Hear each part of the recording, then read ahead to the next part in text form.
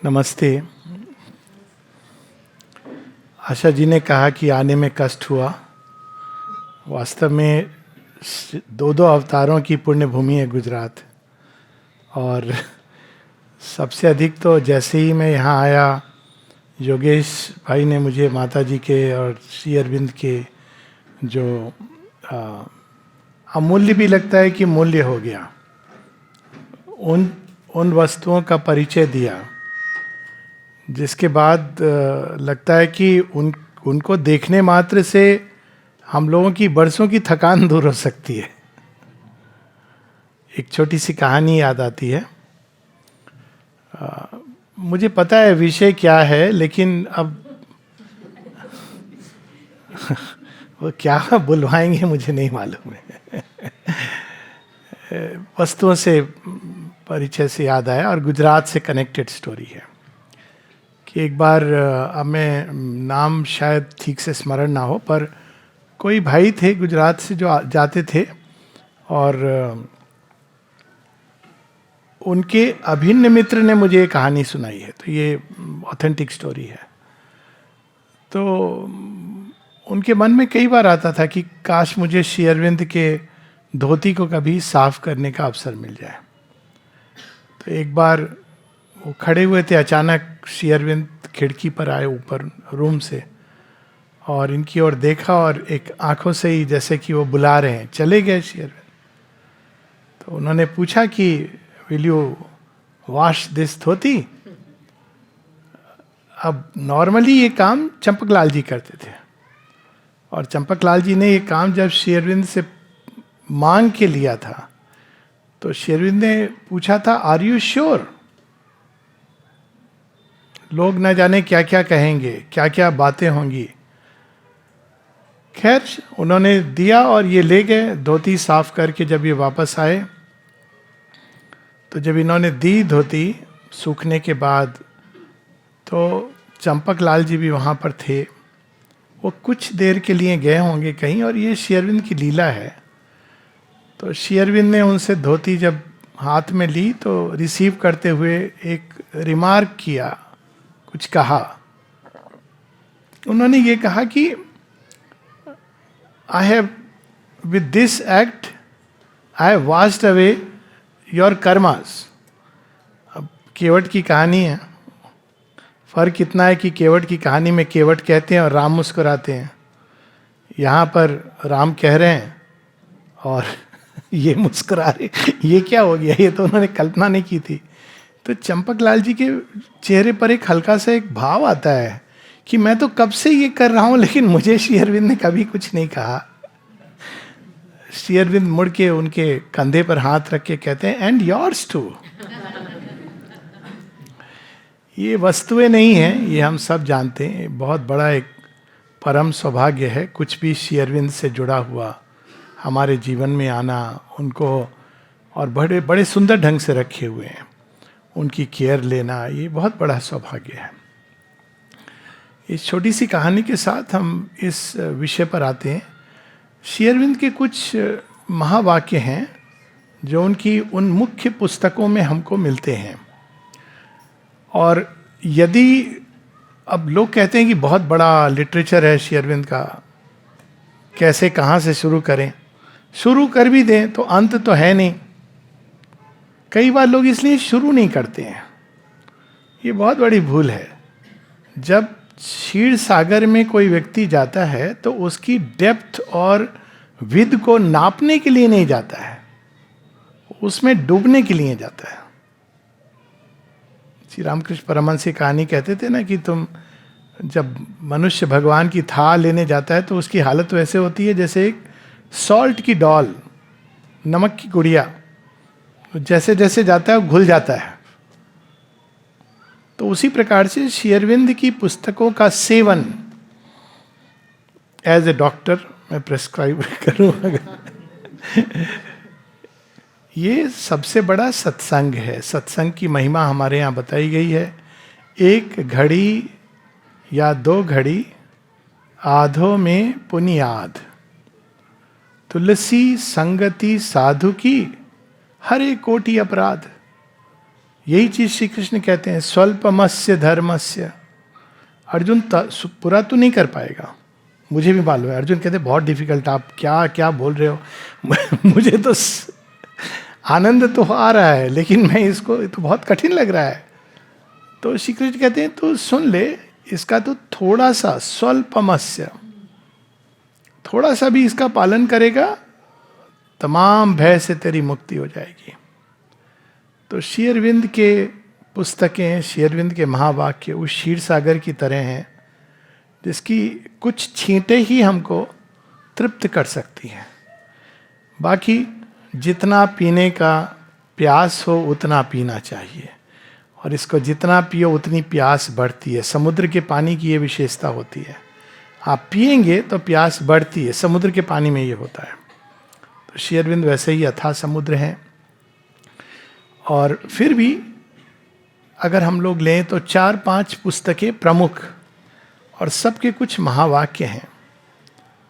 और शीर्ष पर सावित्री, तो उसका एक महावाक्य है। हर एक वाक्य अद्भुत है, इसलिए और हर व्यक्ति के लिए कोई और वाक्य अद्भुत होगा, लेकिन मेरे लिए जो महावाक्य सावित्री में आता है, all can be done if the god touch is there. कितना लिबरेटिंग है, कुछ भी असंभव नहीं है। भगवान का स्पर्श मिल जाए तो कुछ भी असंभव नहीं है। All can be done if the god touch is there. और भी हैं सावित्री में कई महावाक्य, lay all on her, she is the cause of all. मतलब भगवान अपनी जिम्मेदारी से नहीं भागते हैं। ये नहीं कि कर्म तुमने किया, हमने तो दुनिया अच्छी बनाई थी, तुम्हारे कर्म हैं, योर प्रॉब्लम। श्री अरविंद माता जी वैसे वाले भगवान नहीं। ले all on her, she is the cause of all. सारी सृष्टि उन्हीं से निकली है, और जब हम इसको उनको अर्पण करते हैं तो कल्याण होता है, रूपांतरण होता है। उसी तरह से उनकी पुस्तक है द लाइफ डिवाइन, उसमें भी अनेकों अद्भुत महावाक्य हैं। मानव यात्रा को डिस्क्राइब कर रहे हैं श्री अरविंद।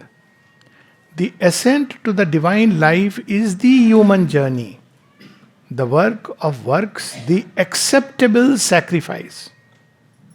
सैक्रिफाइस हम सब करते हैं, बच्चों के लिए, हस्बैंड के लिए। अभी कुछ एक हस्बैंड भी वाइफ के लिए, थोड़ा टाइम चेंज हो रहा है।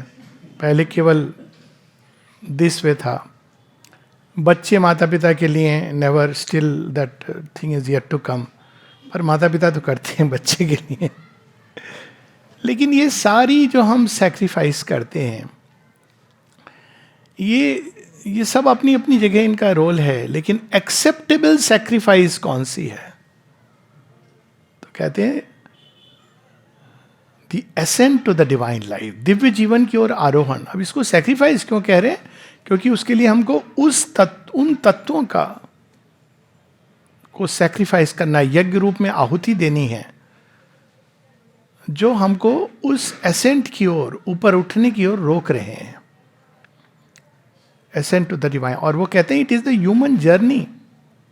तो कोई पूछे कि आप क्या जॉब कर रहे हैं, थैंक यू, आपने लंबा चौड़ा इंट्रोडक्शन नहीं दिया, क्योंकि सच बात है। हम लोग का काम क्या है? हम सबका एक ही काम है, the ascent to the divine life. आगे वो जो कहते हैं कि यदि मनुष्य ये नहीं करता है तो वो एक अन्य जीव जंतु, कीड़े मकोड़ों की तरह हैं, जो इस समो प्लेनेट अर्थ पे little speck of mud and water में आ गए। और द लाइफ डिवाइन का एक और महावाक्य जो पूरे जीवन को बदल सकता है, और एक मनोचिकित्सक के रूप में, और एक उसमें मैंने इसको बहुत ही अद्भुत पाया है। For all problems of existence are essentially problems of harmony. मनुष्य के जीवन की सारी समस्या, चाहे वो देह का रोग हो, दैहिक, दैविक, भौतिक तापा, जितने भी रोग हैं, रोग ही नहीं, शोक हैं, जितने भी मोह हैं, जितनी भी चीजें, हम अज्ञान, सब सामंजस्य। इसका जो मूल सॉल्यूशन है सामंजस्य, और सबसे बड़ा सामंजस्य है स्पिरिट, जो हमारा ओरिजिन है, और मैटर, जो माध्यम है अभिव्यक्ति का। इन दोनों के बीच सामंजस्य नहीं है। जब भी आध्यात्मिक चेतना, उच्च चेतना धरती पर उतर के कार्य करना चाहती है, तो जो जड़ तत्व है कहता है नहीं नहीं नहीं नहीं, हमको अपनी जेल में पड़े रहने दो। दोनों के बीच तो सामंजस्य नहीं है, इसलिए it has to work patiently, convince करना होता है, धीरे धीरे धीरे कन्विंस होती है और आगे बढ़ती है। तो दिव्य जीवन माता पुस्तक, this is the third book which is must read for all. And अगर एक ही पुस्तक, तो बड़ी सिंपल पुस्तक है, हम सब जानते हैं। उसका एक महावाक्य, अगेन अनेकों हैं, अंतिम महावाक्य है, only the mother's power and not any human tapasya और endeavour can rend the lid and break the wheel. पर एक महावाक्य जो बड़ा सुंदर है, जो उदाहरण, जो एक बहुत हम सब के लिए प्रेरणा भी देता है और पूरा मार्ग दिखा दिया है उसमें श्री अरविंद ने। एक वाक्य में पूरी इस यात्रा को कैसे हमको यह योग में पार्टिसिपेट करना है। और वो महावाक्य है, चैप्टर 3 में प्रारंभ होता है, to walk through life, shortcut नहीं है, to walk through life armoured against all fear peril and disaster. आएंगी ये चीजें। To walk through life armoured against all fear and peril and disaster, only 2 things are needed. केवल 2 चीजें। अब सोचने लगे हम कौन सी 2 चीजें हैं जो हमको अपने पास रखनी है। और देखिए कितनी सुंदर बात बता रहे हैं। 2 that go always together, साथ साथ चलती हैं वो। The grace of the divine mother, मां भगवती की कृपा, और साथ में क्यों कहते हैं दे गो ऑलवेज टुगेदर, क्योंकि जो दूसरी चीज बता रहे हैं कंडीशन, उसके कारण हम ग्रेस को रिसीव करने के लिए तैयार होते हैं। The grace of the divine mother and on your side an inner state made up of faith, sincerity and surrender. Inner state, faith कोई ऐसी चीज नहीं है जो दुनिया में ढोल पीट के है, हम इसमें विश्वास करते हैं। फेथ विश्वास नहीं है, फेथ एक अंदर में प्रकाश है जो हमको बताता है। वो माइंड के ऊपर की चीज है, ये एक बिलीफ नहीं है। बिलीफ सिस्टम्स जो होते हैं वो माइंड में जन्म लेते हैं, किसी पुस्तक में लिखा है, किसी ने कहा है, हम मान लेते हैं। फेथ एक ऐसी चीज है जो एक बार जग गई तो जागी रहेगी, कुछ भी हो जाए जीवन में, लेकिन उसको संभाल के रखना पड़ता है। फेथ, सिंसेरिटी, सत्यनिष्ठा और समर्पण। और अंत में जो पुस्तक को हम केंद्र में रख रहे हैं, द सिंथेसिस ऑफ योग, उसका जो महावाक्य है वो है ऑल लाइफ इज योगा। एक महावाक्य हम लोग बीच में मिस कर गए, man is a transitional being. मनुष्य केवल एक फाइनल प्रोडक्ट नहीं है हम लोग, तो किसी से अपेक्षा मत कीजिए। हम लोग सबसे अपेक्षा करते हैं कि ये फाइनल प्रोडक्ट है, परफेक्ट, मिस्टर परफेक्ट। लोग अक्सर पूछते हैं कि मिस्टर परफेक्ट, खासकर वो विवाह कुंडलिनी कुंडली तो बताना पड़ता है कि देखो भ्रांति में मत रहो, परफेक्शन बिल्ड करना होता है। और यदि आप बिल्ड नहीं करने के लिए, ये मैकडोनल्ड का फ्रेंच फ्राई नहीं है, ready to eat food, it is something to be build. और वो सारी चीजें हमको श्री अरविंद बड़े सुंदर ढंग से सिंथेसिस ऑफ योग में बताते हैं। कितने सुंदर ढंग से ये महावाक्य, ऑल लाइफ इज योगा।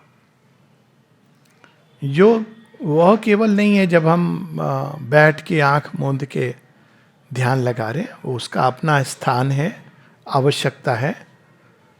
हालांकि सुंदर ध्यान तो वो होता है जो सहज होता है। ध्यान एक प्रक्रिया नहीं है, ध्यान एक अनुभूति है, ध्यान एक अवस्था है जिसमें हम प्रवेश कर सकते हैं। और इसको जब हम एक मैकेनिकल प्रोसेस के रूप में करते हैं तो ऐसा लगता है कि भगवान के रजिस्टर में हम अपना नाम लिखने जा रहे हैं। नाम लिख दिया, अब ठीक है, हो गया हमारा काम, हमने ध्यान कर लिया। भगवान जानते हैं हम क्या ध्यान कर रहे हैं, लेकिन वो केवल नहीं है। इंपॉर्टेंट ये है योग कब घटित हो रहा है। योग तब घटित हो रहा है जब हम बड़े कैजुअली बाजार में जा रहे हैं और धूप बहुत है, ट्रैफिक जैम में फंसे हुए हैं, बहुत ध्यान करके आए, बाहर निकल के बोला बहुत शांति मिलती है यहाँ पर। बाहर आते ही किसी ने कह दिया कि आज गर्मी कितनी है, और आपका ध्यान चला गया हाँ गर्मी तो बहुत है, कब वेदर चेंज होगा। वो घड़ी थी योग की। ऑल लाइफ इज योग। जीवन की हर घटनाओं को, हर अवस्थाओं को, हर परिस्थितियों को, हर व्यक्ति को, हर संबंध को हम या तो योग में बना सकते हैं या भोग में बना सकते हैं। हम लोग संसार के साथ ऐसा संबंध जोड़ते हैं ना, ये मेरे भोग की वस्तु है। उपभोक्तावाद वहीं से शुरू होता है। हर चीज को, मानव संबंधों में, वस्तु में, ये तो मैं भोग कर रहा हूं। विचित्र एक मानसिकता है। या हम उसको रोग में बना सकते हैं मिसयूज करके।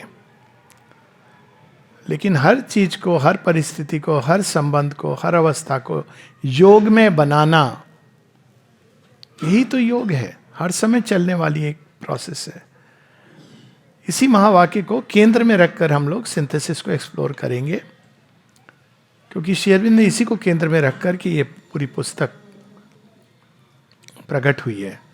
क्योंकि योग से हम लोगों की आज के समय में एक मानसिकता आ गई है, योग करने जा रहे हैं। पहले तो एक बड़ी ग्रॉस मानसिकता है कि हम योग करना मतलब आप उल्टे सीधे जो भी शरीर के साथ पोस्चर, वो हठ योग। लेकिन हम हठ योग भी नहीं करते हैं वास्तव में। अगर आप हठ योग के ओरिजिन में जाएंगे, हठ योग जैसे करते थे। किसने हठ योग किया है? ध्रुव ने किया है, हिरण्यकश्यप ने किया, हठ योग किया है।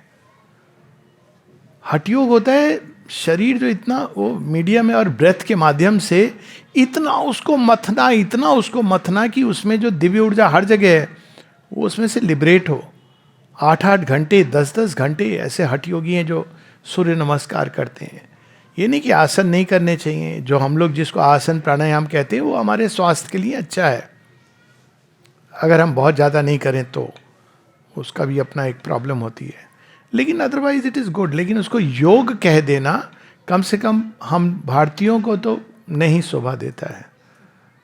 तो योग वो नहीं है। योग ये भी नहीं है कि हम बैठ के बड़े ध्यान में बैठे हुए हैं। माता जी से एक बार किसी ने कहा, माँ कहती हैं there are disciplines like Raj yoga and hatha yoga which have nothing to do with spiritual life. ये माता जी के वाक्य हैं।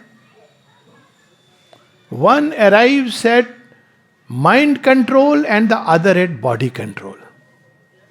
राजयोग की टेक्निक्स बहुत सुंदर है माइंड को कंट्रोल करने के लिए। आप देखिए, यम नियम पालन कीजिए, उसके बाद अपने माइंड को लगाइए उस एक लक्ष्य की ओर। इट्स वंडरफुल अगर कोई प्रैक्टिस करे। ये और बात है कि केवल एक यम को या नियम को पालन करना पूरी जीवन का विषय है। Most people will not be able to cross that. तो फिर योग क्या है? यहाँ श्री अरविंद हमको प्रकट करते हैं सिंथेसिस ऑफ योग में सबसे पहले कि योग क्या है। योग एक कंसेंट्रेटेड इवोल्यूशन है, एक तीव्र गति से विकास। तो ये विकास तो सारे संसार में कहीं ना कहीं किसी न किसी रूप में हो रहा है। हम लोग कहेंगे नहीं नहीं, हम तो देखते हैं कि चीज़ें नीचे जा रही हैं। ये हम भूल जाते हैं कि नीचे जाना भी ऊपर आने की तैयारी होती है, क्योंकि कुछ रह गया अधूरा, कुछ छूट गया है, हमको उसको पिकअप करना है। जैसे घर से निकले, थोड़े दूर जाके गए, अरे हमने तो पासपोर्ट छोड़ दिया था, तो वापस आए।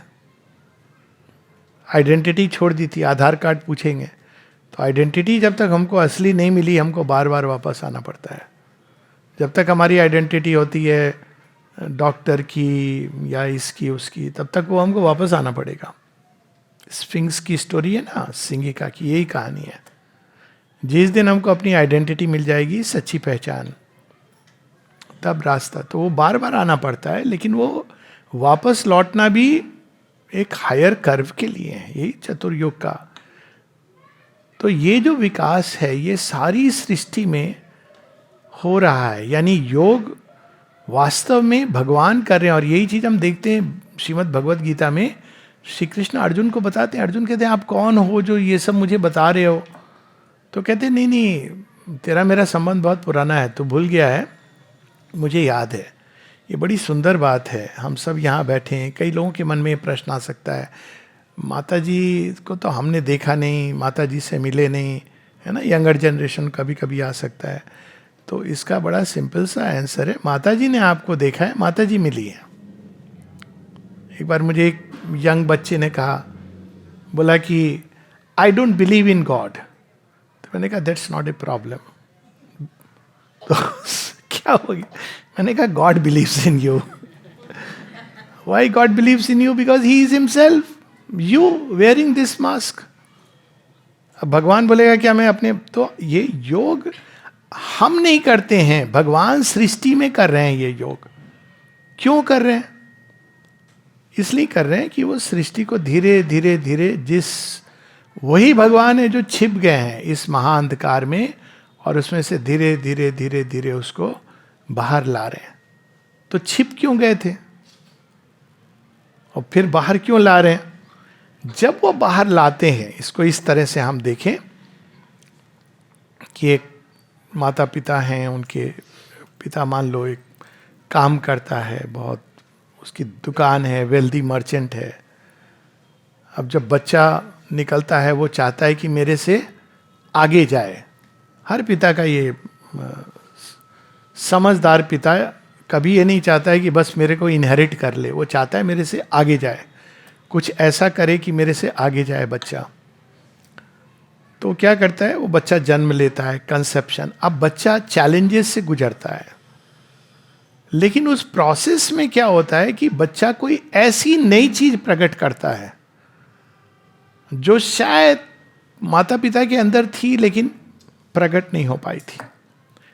तो भगवान अपने ही अंदर से उन संभावनाओं को प्रकट करने के लिए अंधकार में चले जाते हैं, ताकि वो और सुंदर ढंग से प्रकट हो, पूर्णता से प्रकट हो। उनके अंदर वो है सब कुछ, लेकिन अप्रकट है। व्यास के अंदर महाभारत है, अप्रकट है। वाल्मीकि के अंदर रामायण है, प्रकट नहीं है।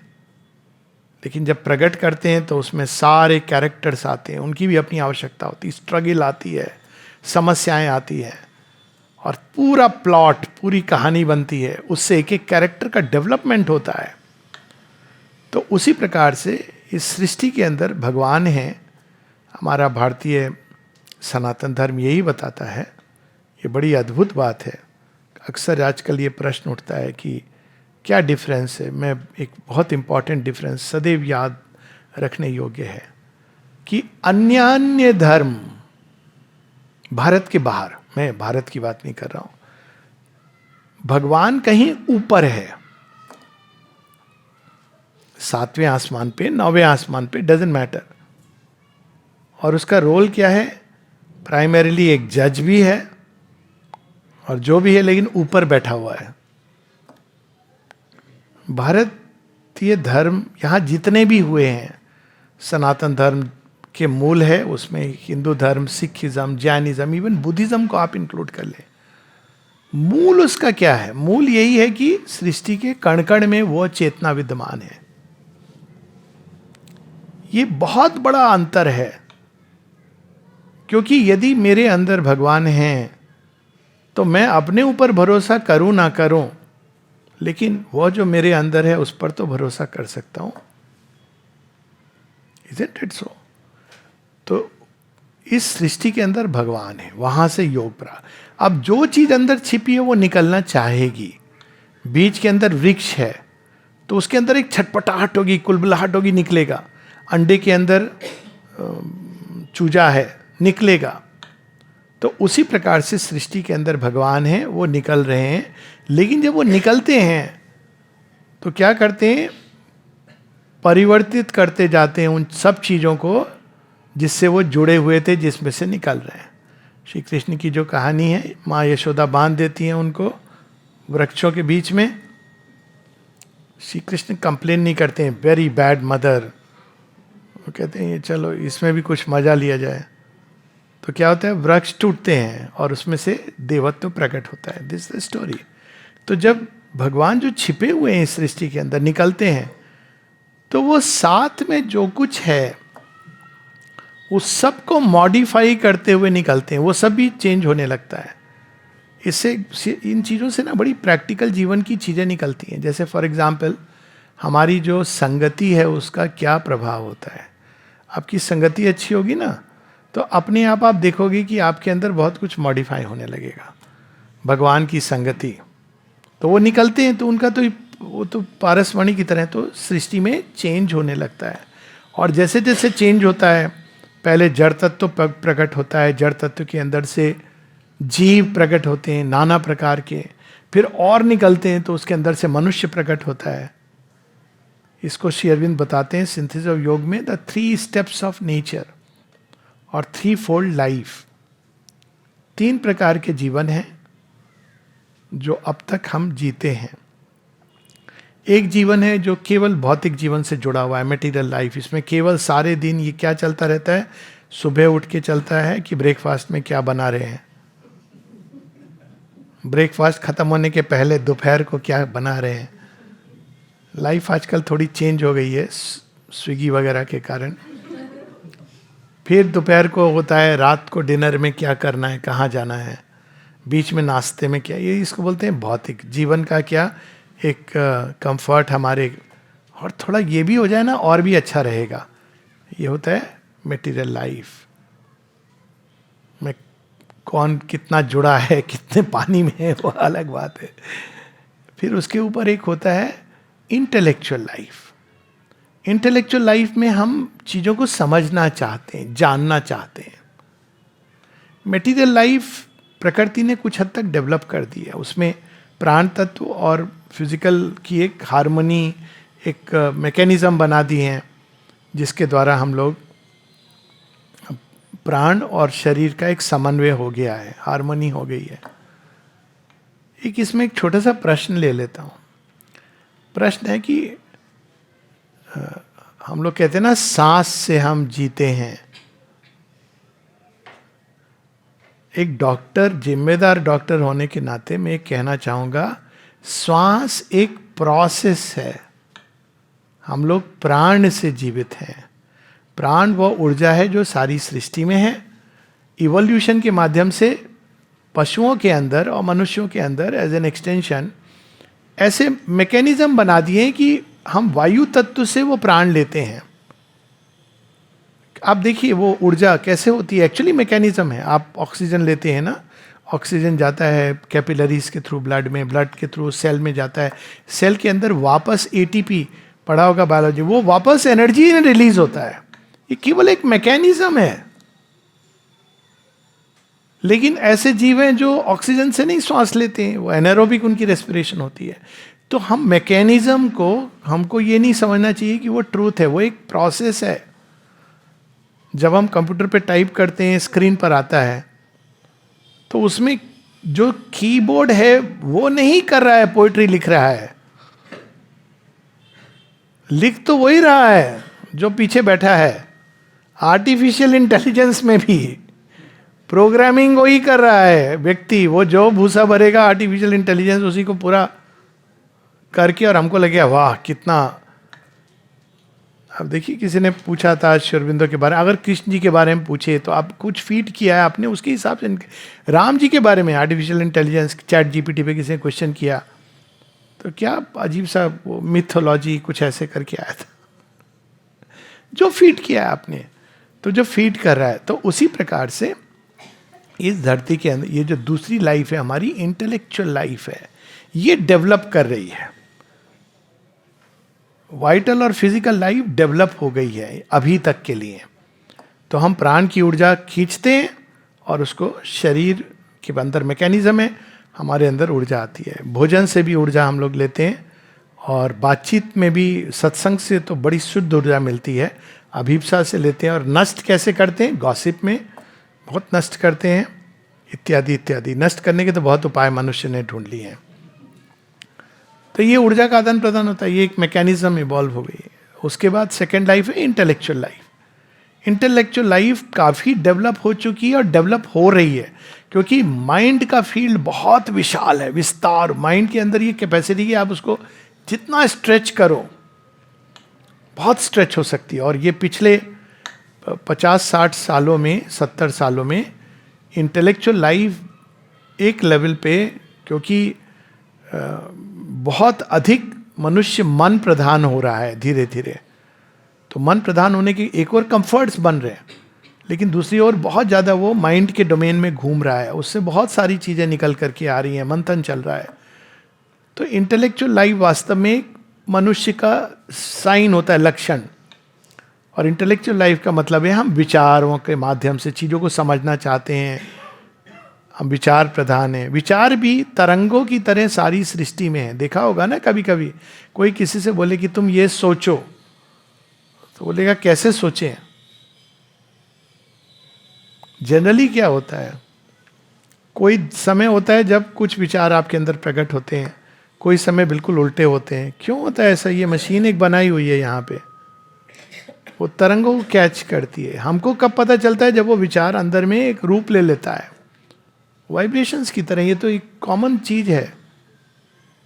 इसीलिए मेडिटेशन में हम सोचना सीखते हैं, नहीं आता, स्कूल में नहीं सिखाते हैं। आजकल स्कूल में थोड़ा चेंज हुआ है, स्कूल में ब्रीदिंग नहीं सिखाते हैं, प्राण ऊर्जा को कैसे हम संचय करें, सोचना भी। तो ये सेकंड लाइफ है जो इंटेलेक्चुअल लाइफ है, डेवलप हो रही है और डेवलप होगी। और इसके आगे एक और लाइफ है जो पीछे बैठी हुई है। इंटेलेक्चुअल लाइफ का जो प्रोडक्ट रहा है अभी तक, वो रहा है फिलॉसफी, साइंस, विज्ञान, ये सब इसके प्रोडक्ट्स हैं। और एक और लाइफ है जो अभी बीच बीच में आती है, दिखती है, फिर बैकग्राउंड में चली जाती है, वो है स्पिरिचुअल लाइफ। और स्पिरिचुअल लाइफ क्या है? जीवन, उसमें सब बदलता है, हमारी दृष्टि बदलती है, सृष्टि बदलती है। और ये सब कैसे हो रहा है? कैसे हो रहा है कि मनुष्य के अंदर पशु था, बंदर था, हम सबके पूर्वज, कभी हम लोग लगाते नहीं, हम लोग तो मानते हैं, और हमको कोई इसमें बुरा नहीं लगता, क्योंकि हम तो वानरों में भी हम वानर राज हनुमान को देखते हैं, रीछ राज जाम्बवान, तो हम लोग कोई इशू नहीं है। वानर थे, हम मानते हैं, लेकिन कौन से थे? हनुमान जी थे। तो ये जो सारे हम लोग, आप देखेंगे कि ये चीज़ें कैसे अपने आप हो रही है, इवोल्यूशन बताते हैं लोग, तो उसके पीछे एक आंतरिक सूत्र है, उसके अंदर जो चेतना है वो प्रकट होने की चेष्टा कर रही है, ये श्री अरविंद बता रहे हैं। तो मनुष्य के अंदर दिव्य अगर है तो अल्टीमेटली दिव्य चेतना प्रकट होगी। लेकिन दिव्य चेतना और मन की चेतना के बीच में एक भूमि है जो मनुष्य को कवर करनी है, वो है स्पिरिचुअल कॉन्शियसनेस, आध्यात्मिक चेतना। सो स्पिरिचुअल और सुप्रामेंटल, स्पिरिचुअल और डिवाइन, इनमें एक अंतर है। स्पिरिचुअल मन की भूमि के परे बहुत सारी ऐसे क्षेत्र हैं जिनमें जब हम लोग उठते हैं, जिनमें श्वास लेने लगते हैं, तो जीवन अलग ढंग से हमको दिखने लगता है। स्पिरिचुअल चेतना में उठने वाले लोगों को हम लोग साधु, संत, ऋषि, मुनि, अल्टीमेटली मन की भूमि की चीजें, लेकिन बहुत ऊपर चली जाती हैं। लेकिन जो श्री अरविंद प्रकट करना चाह रहे हैं, वो स्पिरिचुअल चेतना का शीर्ष पर बैठा हुआ ऋषि, मुनि, साधु, संत नहीं है, क्योंकि वो पृथ्वी के गर्भ से और इस जड़ प्रकृति के गर्भ से पैदा होने वाला बहुत अल्टीमेट क्रिएशन है। वो एक कदम और आगे बता रहे हैं। आगे क्या बता रहे हैं? अब वो जो पृथ्वी का जो शीर्ष है पार्थिव जगत का, वो स्वयं को डिवाइन मदर के अंदर डाल दे। अब वो डिवाइन मदर से जब जन्म लेगा, डबल बर्थ इसकी बात करते हैं, तो that will be the superman and the supermental being. उसकी बात हम लोग बाद में करेंगे, यहाँ केवल एक टच। तो ये तीसरा जीवन डेवलप हो रहा है। इस कारण इसका प्रमाण ये है, हम लोग देखते हैं कि जगह जगह पर आजकल एक आध्यात्मिक भूख और प्यास जग रही है लोगों के अंदर। लोग जानना चाहते हैं, समझना चाहते हैं, और अच्छी बात है, एक्सप्लोर कर रहे हैं विभिन्न तरीकों से, उपायों से। तो ये तीसरा जीवन है जो डेवलप हो रहा है। क्यों डेवलप हो रहा है ये सारी चीजें? क्योंकि अंदर में दिव्य चेतना छिपी हुई है। अब तक ये जो डेवलपमेंट हुआ है, ये देखा जाए तो एक तरह से मनुष्य बना है बंदर से पूछा नहीं गया था क्या बनोगे, उसको एक चैलेंजेस दिए गए थे जीवन के। क्या चैलेंज था? बायोलॉजी बताती है कि एक समय था जब अफ्रीका में बहुत अकाल सूखा पड़ने लगा, और बंदरों का दो ग्रुप था, one was led by Bali and another by Sugriva. तो बाली वाले ग्रुप में अरे कोई बात नहीं है, हम जाके एक्सप्लोर करेंगे, निकल गए ढूंढने। सुग्रीव वाले ग्रुप ने कहा हम यही रहेंगे, sorry it was the other way round. Sugriva वाले ग्रुप ने कहा हम ढूंढेंगे, बाली ने कहा हम यहीं रहेंगे। और रहते रहे अपने कंफर्ट जोन के अंदर। धीरे धीरे वो कंफर्ट जोन में और श्रिंक होता रहा फॉरेस्ट, वो समाप्त हो गया। और ये जो ढूंढने निकले थे सीता मैया को, ये इवॉल्व करके मनुष्य बने। ये एक्चुअल स्टोरी है, मतलब वो सुग्रीव वाली मेरा अपना वो है, लेकिन ये बंदरों का। तो आज भी हम लोग यही चीज़ देख रहे हैं कि मनुष्यों में दो प्रकार की एक प्रजातियां निकल रही हैं। एक जो मानव सीमा में संतुष्ट हैं और उसी को इम्प्रूव करना चाह रही हैं। एसी का बेटर मॉडल कार का, बेटर कोई जगह, न्यू दिल्ली बहुत क्राउडेड हो गया है, न्यूयॉर्क में जाते हैं, न्यूयॉर्क में क्राइम रेट बहुत बढ़ गए हैं, टोक्यो में चलते हैं, वहाँ ठंड बहुत है, अल्टीमेटली ढूंढ रहा है वो, इज ट्राइंग टू इम्प्रोवाइज, लेकिन कंफर्ट जोन के अंदर ही। और दूसरे हैं जो कहीं ना कहीं ये महसूस करते हैं कि मानव जीवन कितना भी आपको सब मिल जाए लिमिटेड रहेगा। ये जो हैं जो कहीं ना कहीं महसूस करते हैं अपने अंदर the limitations of the human consciousness. कोई जरूरी नहीं कि हम हर चीज एक्सपीरियंस करें, क्योंकि रीबर्थ के माध्यम से बहुत कुछ एक्सपीरियंस कर चुके हैं हम लोग। वो तैयार हैं इस नेक्स्ट स्टेप के लिए, जिसको श्री अरविंद कहते हैं टुवर्ड द डिवाइन लाइफ। वास्तव में ये पुस्तक उनके लिए है, क्योंकि जब तक हम मन की सीमाओं में, भौतिक सुख की सीमाओं में संतुष्ट हैं, ये नहीं कि इसको छोड़ना है, वो नहीं है, वो प्रोसेस बताएंगे श्री अरविंद, उसमें संतुष्ट हैं। हमारे जीवन में केवल खाना पीना, बच्चा, ये वो, इससे अधिक कुछ नहीं है। तो वास्तव में सिंथेसिस ऑफ योग के लिए हम तैयार नहीं हैं, या योग के लिए तैयार नहीं है। हम एक्सरसाइज कर सकते हैं, मेडिटेशन कर सकते हैं अपने जीवन को, लेकिन योग का अर्थ है इवोल्यूशन। हम जहाँ हैं उसके आगे योग युक्त होना। और ये इवोल्यूशन कहाँ तक जा सकता है? मानव चेतना भगवान के साथ एक हो सकती है,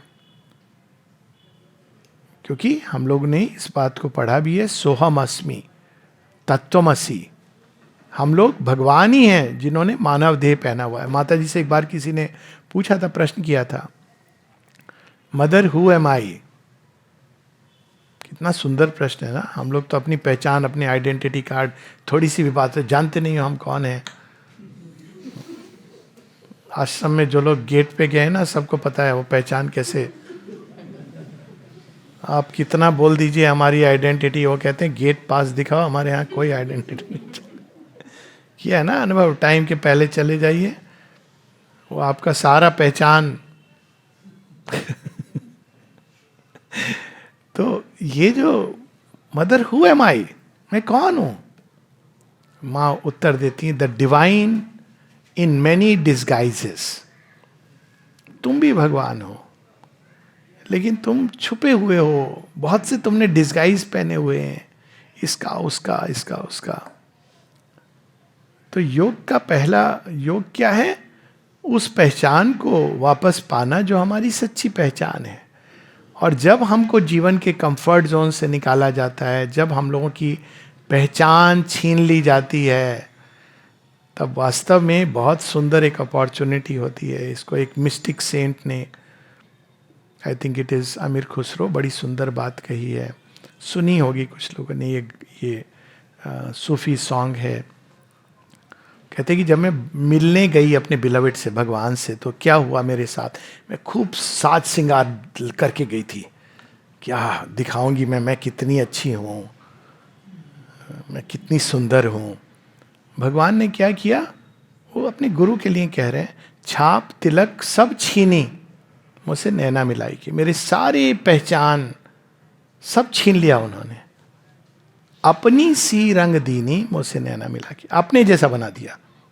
तो ये कितनी सुंदर बात है। लेकिन हमको उसके लिए स्वयं को प्रस्तुत करना पड़ता है।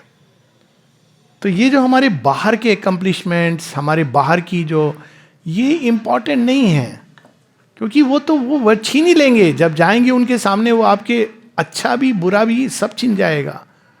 इंपॉर्टेंट है कि क्या हम भगवान के पास स्वयं को प्रस्तुत कर रहे हैं।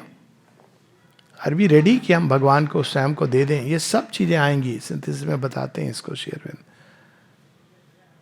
तो योग है भगवान से जुड़ना, उनके जैसा बनना, एक बन जाना।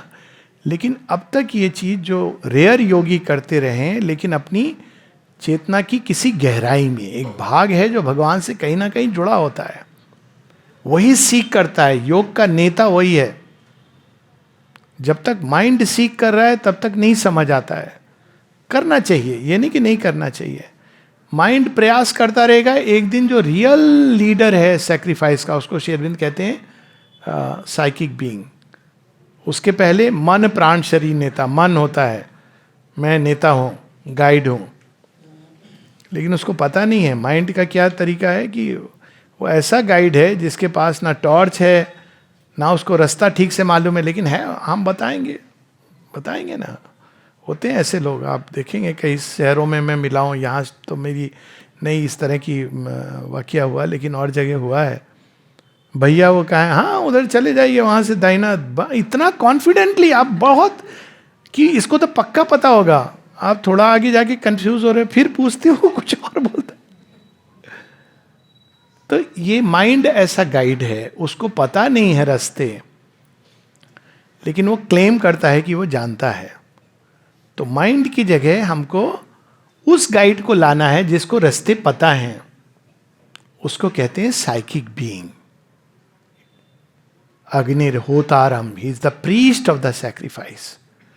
तो सबसे पहली योग की जो प्रोसेस होती है उसको बाहर निकालना। जब तक हमारा माइंड खेल रहा है तब तक वो क्या करता है, एक फॉर्मेशन से निकलकर दूसरे फॉर्मेशन में चला जाता है।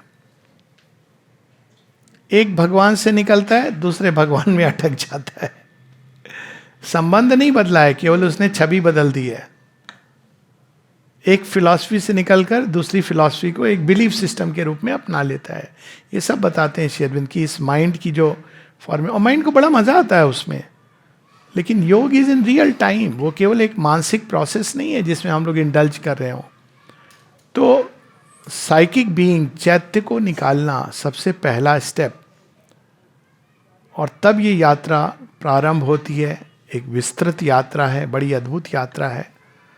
और अब हम लोग उस क्रॉस रोड पे खड़े हैं विकास के, जहां एक और हम मन प्राण शरीर उसी में जीते रहें, या हमको अंदर ही अंदर ये महसूस हो कि ये सीमित है।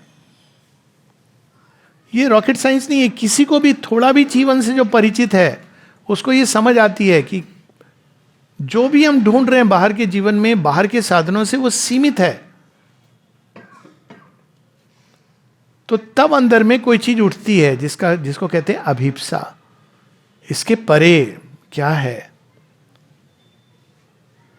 तो जब अभिप्सा आती है, उठती है, इसके परे क्या है, इस लिमिटेशंस के परे क्या है? क्या कोई ऐसा सत्य है जो ठोस है? क्या ये नहीं कि हमने सुना हुआ है, अंदर ही एक जब तक एस्पिरेशन नहीं आती है तब तक ये केवल एक इंटेलेक्चुअल कंसेप्ट है। इसके परे क्या है? सत्य क्या है? प्रेम क्या है? आनंद सब लोग ढूंढते हैं, क्या है? शांति क्या है? परफेक्शन जिसकी सबको तलाश है, वो क्या है भी कि नहीं है? ये विकास का अंत कहाँ है? चरम सीमा कहाँ है? सब कहाँ से उत्पन्न हुआ? ये एक अभिप्सा जब अंदर में जागती है तो योग प्रारंभ होता है। और इसके लिए ये एक अद्भुत यात्रा है। Ascend to the divine life इसी को कहा गया है, इज द ह्यूमन जर्नी। तो उस यात्रा के लिए हमको क्या चीजें मुख्य रूप से सहायक हैं, ये हम लोग बात करके फिर रुकेंगे। बैकपैक ना, चेकलिस्ट। चेकलिस्ट में सबसे पहले होता है कौन कौन दोस्त जा रहा है। This is a journey of the alone to the alone. दोस्त होंगे, अच्छी बात है, पर कहीं ऐसा ना हो कि दोस्त के चक्कर में हम लक्ष्य खो दें. साथ चलेंगे, बहुत अच्छी बात है, अच्छी बात है, it's a good thing, more the merrier. पर अगर ड्रॉप आउट हो तो ये नहीं बोलना चाहिए कि हमको वहां जाना था. दोस्त के साथ चले, दिल्ली से नहीं, अहमदाबाद से पांडिचेरी जाने के लिए. रास्ते में किसी ने कहा कि थोड़ा हम वहां भी घूम के आते हैं ना, नर्मदा परिक्रमा करके. नर्मदा परिक्रमा की. फिर उसने कहा वैसे ऐसा है ना कि गंगा मैया की भी एक परिक्रमा होती है, वो भी की, गोवर्धन परिक्रमा भी की. फिर कहा रास्ते में आप दिल्ली पहुंच गए हैं, पांडिचेरी जाना था. फिर कहते हैं हैदराबाद के वाया फ्लाइट लेते हैं, डायरेक्ट नहीं लेते हैं. हैदराबाद में वो सलार जंग बहुत अच्छा म्यूजियम है, उसको जरा देखेंगे, हैदराबाद सिटी थोड़ा घूम के. वहाँ भी चले गए. फिर दोनों थक गए, शाम होने आई. अच्छा पांडिचेरी बाद में जाएंगे, दिन बहुत हो गए, अभी वापस चलते हैं. हाँ चलो, साथ चले, अच्छी बात है, लेकिन लक्ष्य. लेकिन एक दोस्त है जो परमानेंटली इसमें साथ चलता है, लेकिन हम उसको दोस्त नहीं बनाते. प्रॉब्लम ये है, हम उनको गुरुदेव वहां दूर बैठा करके उनके सामने जाकर ऐसे. ये भारतवर्ष की एक और अनूठी बात है, भगवान के साथ हम मित्रता रख सकते हैं. It is something amazing. पता नहीं लोग इसकी बात क्यों नहीं करते हैं. अक्सर मैं देखता हूं जब कंपेयर करते हैं ये रिलीजन वो रिलीजन. भारतवर्ष ने क्या सिखाया? भगवान केवल एक जज नहीं, मित्र जैसे. आप कुछ भी बोल सकते हो, खेल सकते हो, गरबा रास कर सकते हो उनके साथ. Come let's dance. He is such A friend, confident, beloved. Beloved कौन होता है? वे चीजें जो आप किसी को नहीं बोल सकते हो, आप भगवान को बोल सकते हो. होती है ना, कोई ऐसा व्यक्ति है जो कहे नहीं हम सब शेयर कर लेते हैं, कोई कह रहा है तो नंबर 1 झूठ. नहीं कर सकते हो. Let's agree. अक्सर लोग मेरे पास आते हैं मैरिज काउंसलिंग, कहते हैं हम अपना सब शेयर कर ले. मैं कहता हूं देखो, पहले तो तुम भी नहीं जानते कि तुम्हारा सब क्या है. और शेयर करोगे तो इतना कंफ्यूजन और इतनी मिसअंडरस्टैंडिंग होने वाली है. फिर मेरे पास मत आना घूम के कि नया जीवन है, शुरू करो. नहीं कर सकते हो शेयर. हमको खुद को नहीं पता होता है, हम डिस्कवर करते हैं अपने अंदर बहुत सारी चीजें. लेकिन एक मित्र है जिनके साथ हम शेयर कर सकते हैं. क्यों? क्योंकि वो जज नहीं करता है हमको, कंडेम नहीं करता है, वो हमको मार्ग दिखाता है. माँ फिसल गए, गिर पड़े, मिट्टी लग गई, तो वो ये नहीं कहता है देखा था मैंने बोला था तुमको, तुम पतित. वो ऐसे नहीं बोलता. वो कहते कोई बात नहीं, मैं पतित पावन हूं. बार बार उठाता है. ये ऐसा मित्र है. तो दूसरे कौन होते हैं? जो एक तो आपकी अपनी एस्पिरेशन है, बहुत जरूरी है. बिना एस्पिरेशन के योग नहीं होता है. टेक्निक्स योग नहीं है. घंटों मेडिटेशन किया बिना एस्पिरेशन को पकड़े, योग नहीं प्रारंभ हुआ. एस्पिरेशन नहीं है तो प्रेयर हो सकती है. Prayer is a good substitute. पर एक दिन अंदर में कुछ, तो कहते हैं ना चिड़िया निकलती है, पंख फैलाती, फड़फड़ाती है, और अचानक कहती है अरे इतना बड़ा आकाश है, मेरे को तो उड़ना है उड़ना है. ये एस्पिरेशन है. जब तक चिड़िया पिंजड़े के अंदर है और लोग कह रहे हैं तेरे पंख तो बहुत अच्छे हैं, लेकिन तू ये मिर्ची खा ले. पैरट होता है ना, ये वाला मंत्र बोल देना. पैरट बोलता है. क्यों बोलता है? तोता, उसको मालूम है कि मुझे मिलेगी खाने के लिए, बोल रहा है. तो योगी थोड़ी है वो तो एक दिखावा कर रहा है. उसको भी मालूम है मुझे क्यों चाहिए.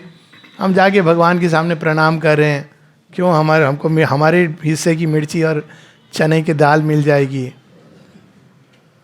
भगवान तो पिंजड़ा खोल के हमको उड़ाने के लिए आए हैं, पर उसमें हमको डर लगता है. ये मत बोलिए, यहां कंफर्ट है. ये आप क्या बोल रहे हैं हमको? आप पागलपन की सलाह दे रहे हैं. You are a bad guide. वो क्या कहते हैं? Come fly, I will fly with you. पढ़ी किसी ने story, Jonathan Livingston Seagull? Anyone? हाँ, please read, it's a wonderful book. इसको parable of seagulls, Nalini Dhane इस पर एक टॉक भी दी है. Parable of the seagulls, Jonathan Livingston. तो भगवान जब आते हैं तो हमको वो क्या हमारे फॉर्मेट से काम नहीं कर रहे हैं.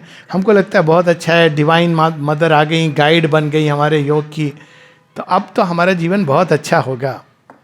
हमारा बच्चा फर्स्ट क्लास फर्स्ट पढ़ेगा, हार्वर्ड यूनिवर्सिटी जाएगा, अब तो डिस्क्रेडिट हो गई है एनीवेज, अच्छा है, खूब पैसा कमाएगा. भगवान तो ये सब नहीं करने आए हैं. वो अगर जीवन को टच करेंगे तो वो क्या करेंगे? वो थोड़ी बोलेंगे कि मैं भी तुझे पिंजड़े के अंदर वो मिर्ची दे रहा हूं. वो पिंजड़ा खोलेंगे, आप घबराओगे, वो बोलेंगे आ जा, मिर्ची यहां पर है. आप बाहर आएंगे, अब वो उन्होंने पिंजड़ा बंद कर देंगे, आप वापस नहीं जा सकते हैं.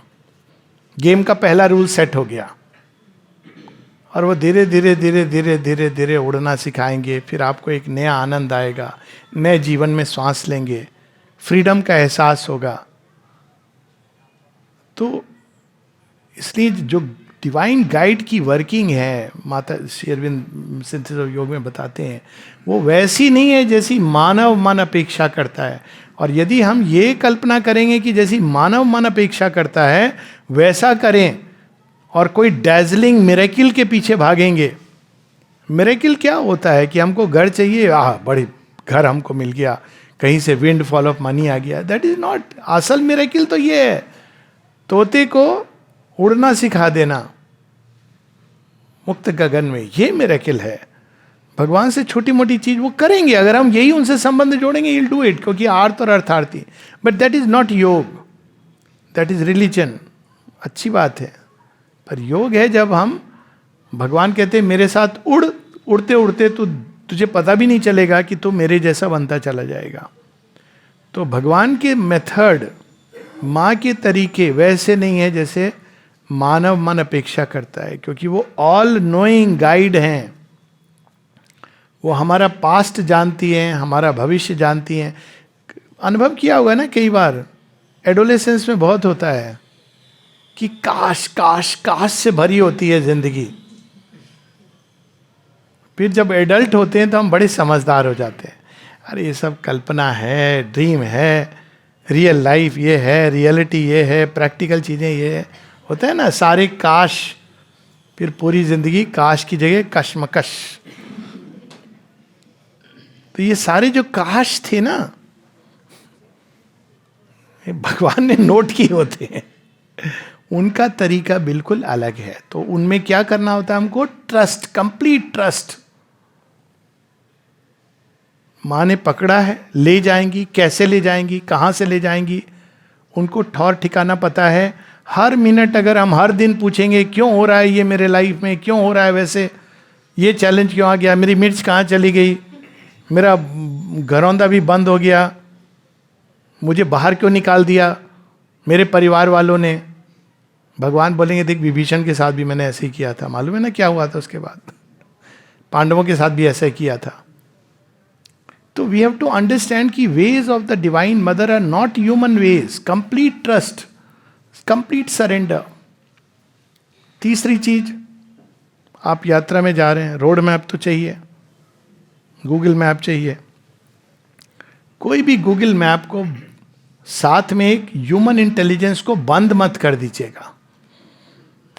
जो भी गूगल मैप यूज करते, if you shut the human intelligence you may get lost.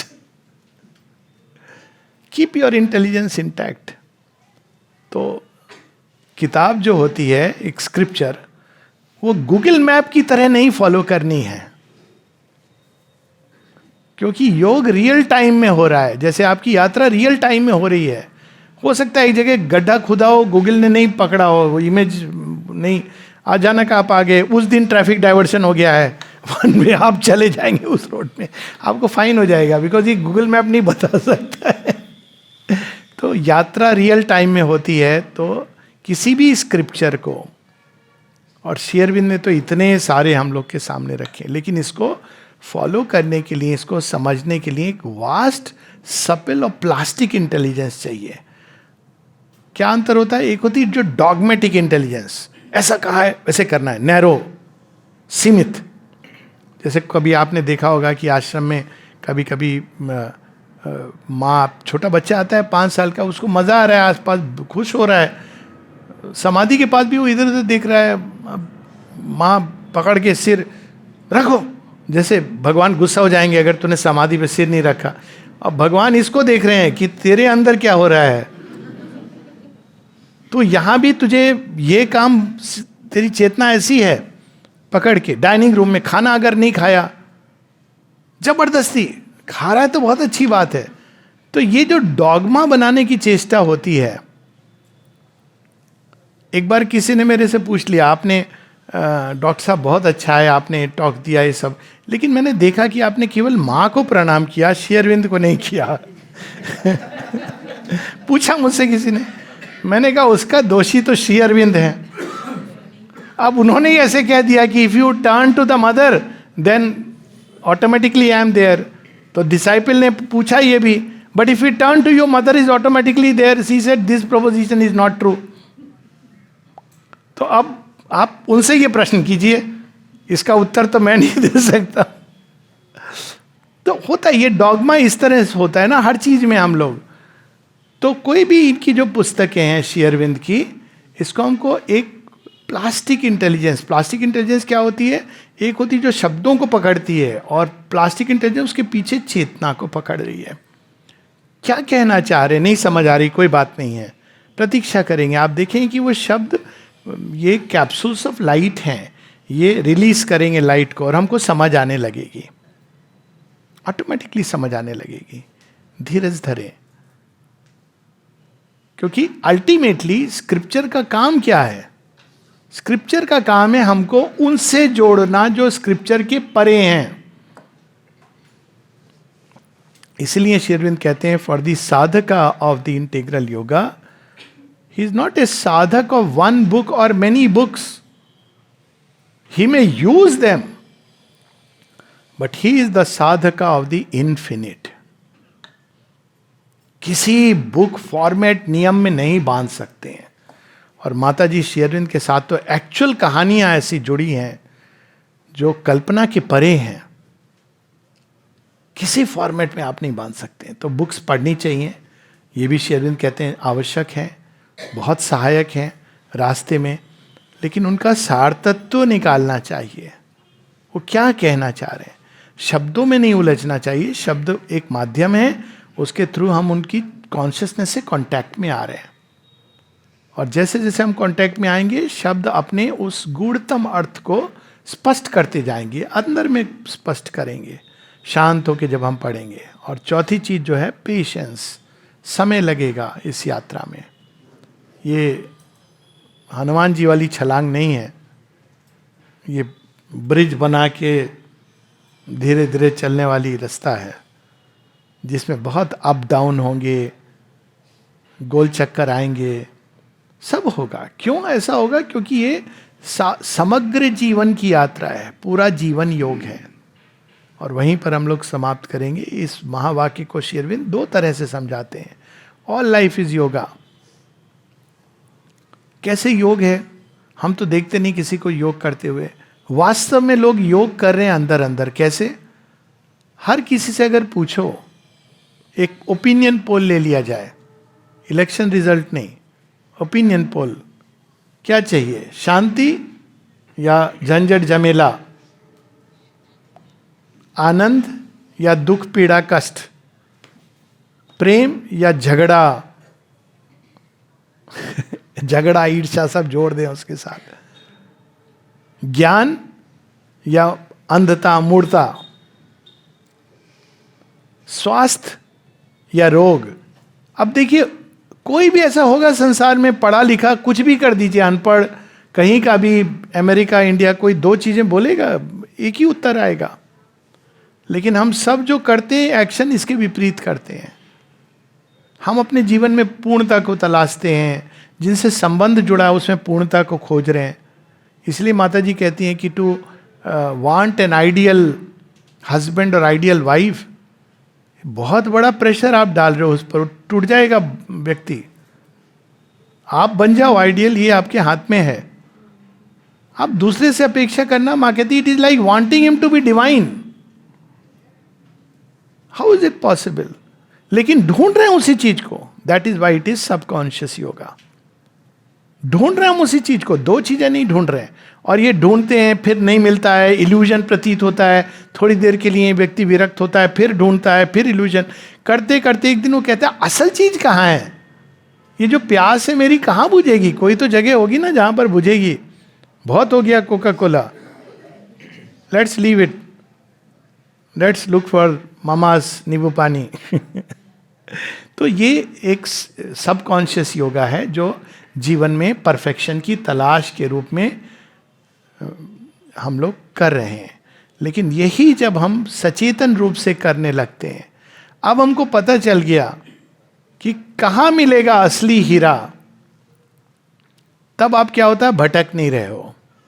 सब्जी मंडी में जाके नहीं पूछ रहे हो कि भैया हीरा बेचोगे, वो पत्थर होगा ना उसको बेच देगा, यही हीरा है, 1000 रुपये में ले जाइए. आप बड़े खुश हो गए. देखो वो लोग कह रहे थे कि 1 लाख रुपया में, 1000 रुपये में हीरा मिला है.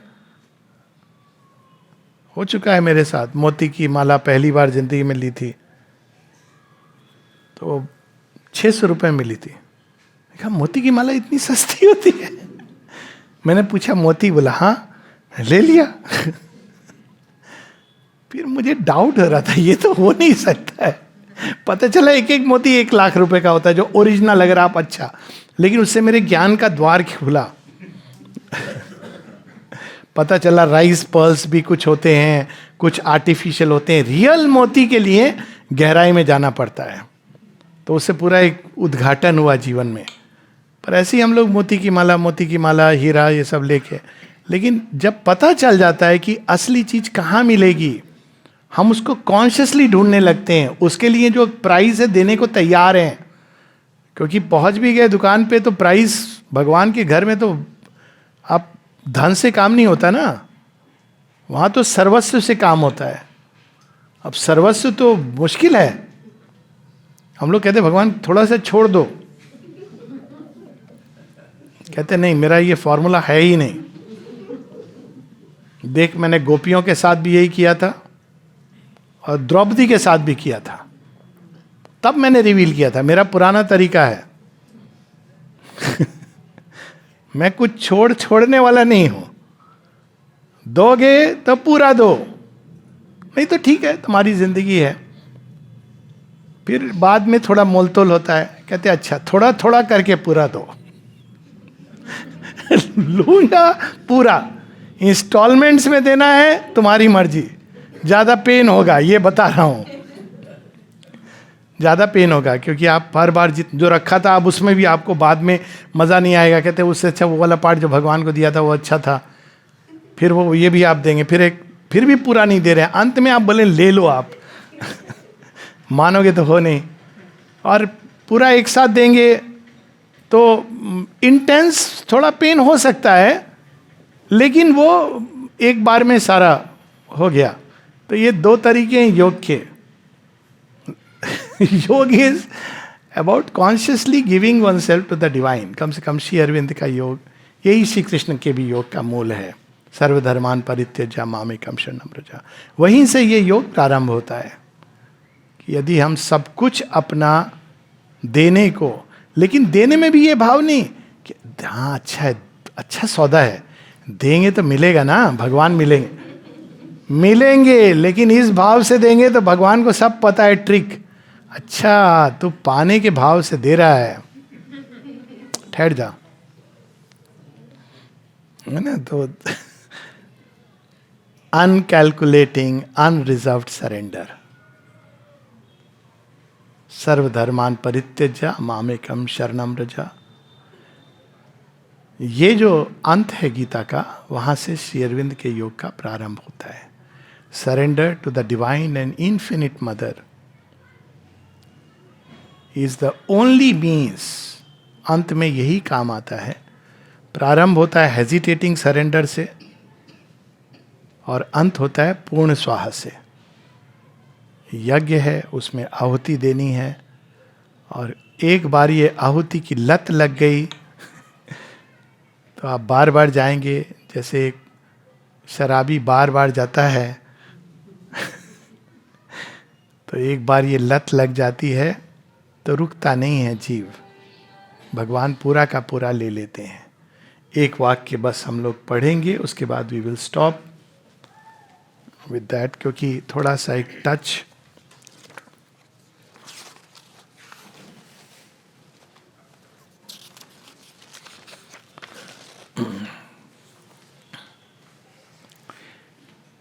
इन द राइट व्यू। इसको केवल मैं पढ़ूंगा, इसको बाद में भी हम लोग पढ़ सकते हैं। ये श्री अरविंद के सिंथेसिस ऑफ योग के पहले चैप्टर से है। बहुत सुंदर इसमें तो वर्णन है। I don't want to get into it, क्योंकि वो एक अपने आप में। In the right view both of life and yoga, all life is either consciously और सबकॉन्शियसली ये योगा। इसी की हम लोगों ने बात की। हम ढूंढ भगवान को ही रहे हैं। प्रॉब्लम क्या है, हम इसमें उसमें हजार चीजों में ढूंढ रहे हैं। ऐसा नहीं कि उनमें नहीं है, लेकिन वो भी हम कर सकते हैं, लेकिन हम मास्क में ढूंढ रहे हैं। प्रॉब्लम बस ये है हर किसी के अंदर। हमें एक मनुष्य या किसी भी चीज के माध्यम से पा सकते हैं। हमारे यहाँ ऐसी कहानियां हैं, लेकिन फिर आप सरफेस पे नहीं रुक सकते हो। For we mean by this term a methodized effort towards self perfection.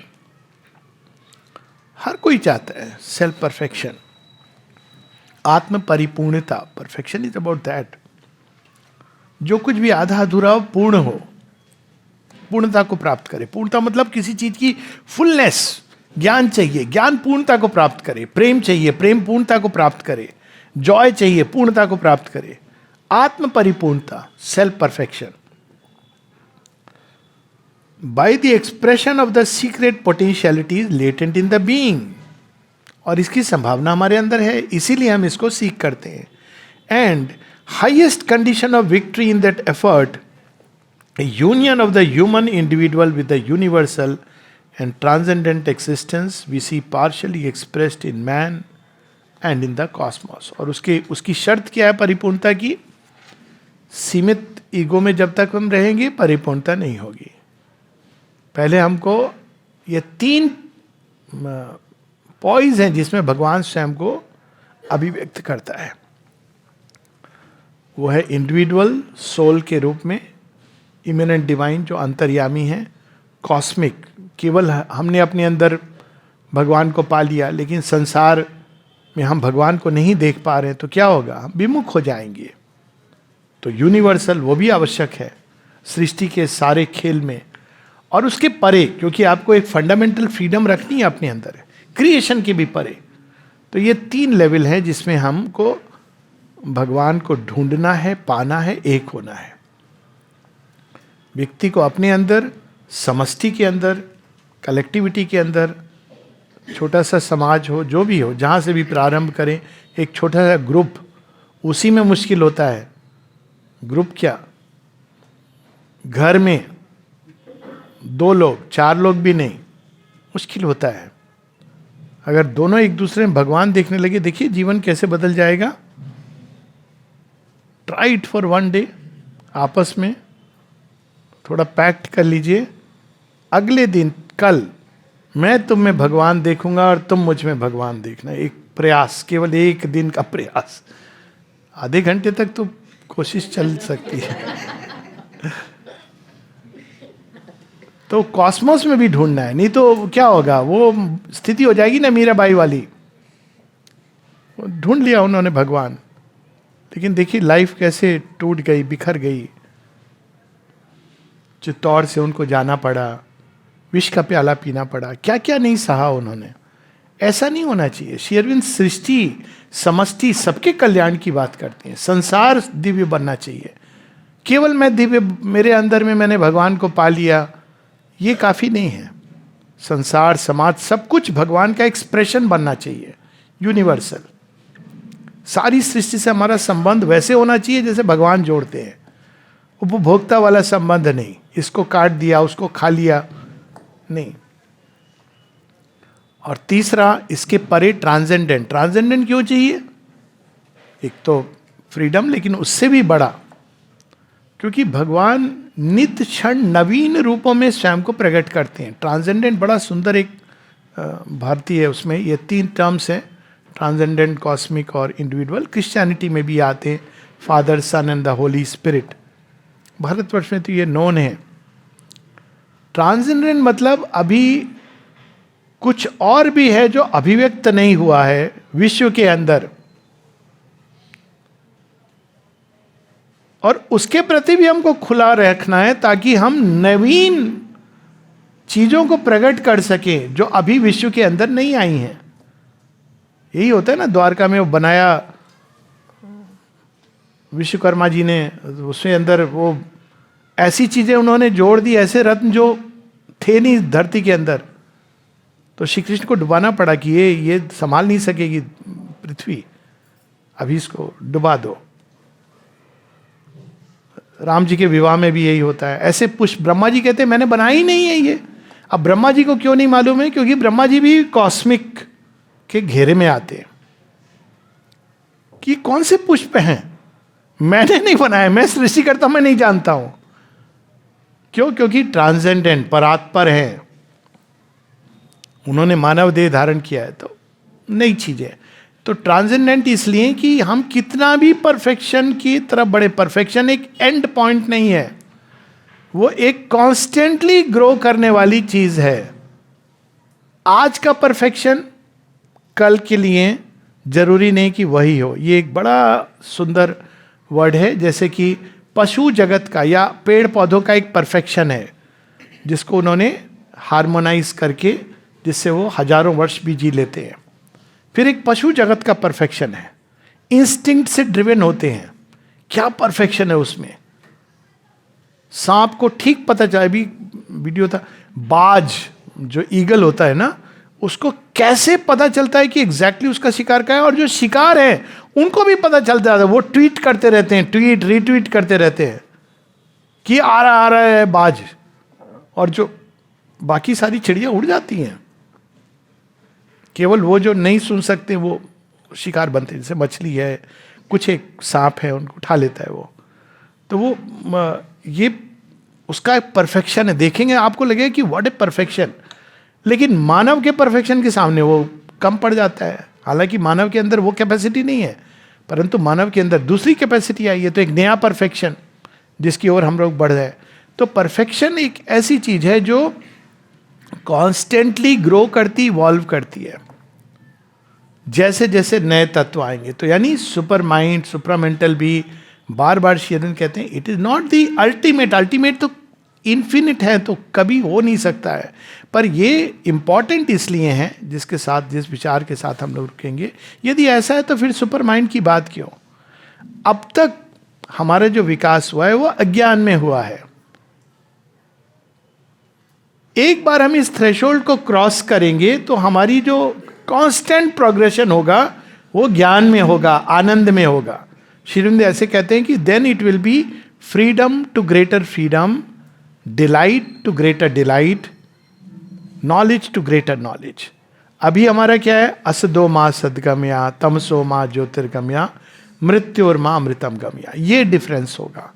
और ये डिफरेंस इंपॉर्टेंट है क्योंकि एक बार हम इस क्रिटिकल उसको क्रॉस कर लेंगे तो पीड़ा, सफरिंग, ईविल, इसकी संभावना समाप्त हो जाएगी. विकास नहीं रुकेगा, अनफोल्डिंग भगवान की नहीं रुकेगी. और यहीं पर श्री अरविंद ये बात सुंदर कहते हैं, ये संसार माया नहीं है, मिथ्या नहीं है, ये संसार भगवान का उत्तरोत्तर प्रकटन है. और चूंकि भगवान अनंत हैं तो ये मैनिफेस्टेशन भी इन्फिनिट है. लेकिन एक बार सुप्रामेंटल मैनिफेस्टेशन प्रारंभ हो गया तो प्रलय की आवश्यकता नहीं होगी. बार बार अज्ञान में लौटने की, वो बताया ना, आइडेंटिटी कार्ड आपका छोड़ दिया, कभी आधार छोड़ दिया, कभी किसी को छोड़ दिया, कभी पैसा रखना भूल गए, ये नहीं होगा. ये इसलिए ये इतना इंपॉर्टेंट है ये जंक्चर, क्योंकि इसके बाद जो अनफोल्डिंग होगी वो जॉयस होगी. श्री कृष्ण के महाराज में वो कितने नए नए ताल, लय, छंद लाएंगे, लाने दीजिए, हम ऑटोमेटिकली उसको पकड़ेंगे. लेकिन अभी ये नहीं है. हम तो उनके या तो पाँव देखते हैं या अपने पाँव चलाते हैं, कैच नहीं कर पाते. इसीलिए सुपर माइंड को श्री अरविंद कहते हैं परफेक्ट परफेक्शन. इसी के साथ हम लोग यहाँ रुकेंगे.